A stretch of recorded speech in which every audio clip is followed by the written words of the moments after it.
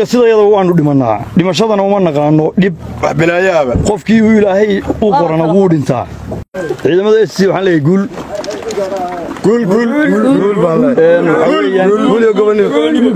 guul shawaayin roota uga sii dhawaataan waxa weeyaan saaka oo taariikhdu tahay 18 bisha 2023 waxaa soo weeraray deegaanka Laascaanood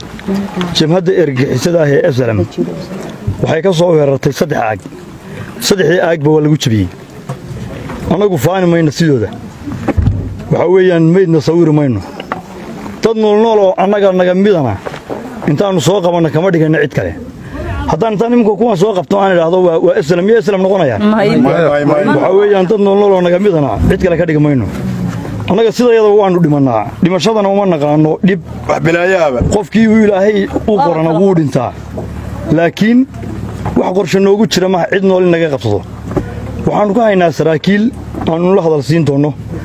oo ahaa guutada 8aad oo ahaa ciidanka ninka la yiraahdo Ismaaciil Ali Khayre ciidankiisiya way joogaan waanu haynaa gacantaan ku haynaa qof maxbuus iyo qof meeyda midna sawirkiisu xunoo sheegmayo wuu daadsanaa meydkooda dadkii dulmiga ku soconayay la soo qalday gaadiidkaanu ku hayno kambaa kamid ah waxaa kamid ah gaariga beebaha ay adarkayseen 37 baa kamid ah Faysal Albootan wuxuu ku faanayaa gaari yaro Borona oo god ku dhacay oo ciidamada SC ay leeyihiin gaari buu hal ku dhacayna inta ka faraha badan inay u muuqato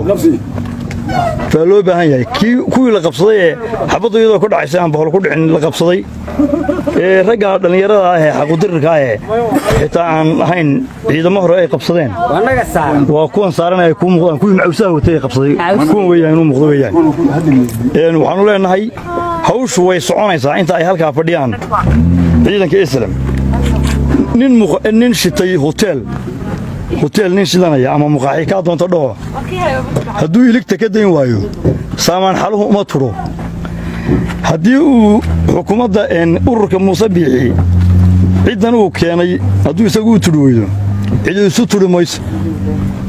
nabadan uu ka hadlayay Umar Badhan u dhigay marna marfac soo riday marna u leeyahay haddana aan kula hadlayno waxaan ku suganahay deegaamadii hore aanu deganayn iyo kuwa kamid ah taas ku muuqata wahaanti biyaha ay 3 bilood saarayeen ay ka jarayeen ceelka biyihiisa ay ka jari jireen wada aragtaa ciidanka haysta in dadka moralka loo dhiso oo been loo sheego faanana loo baahna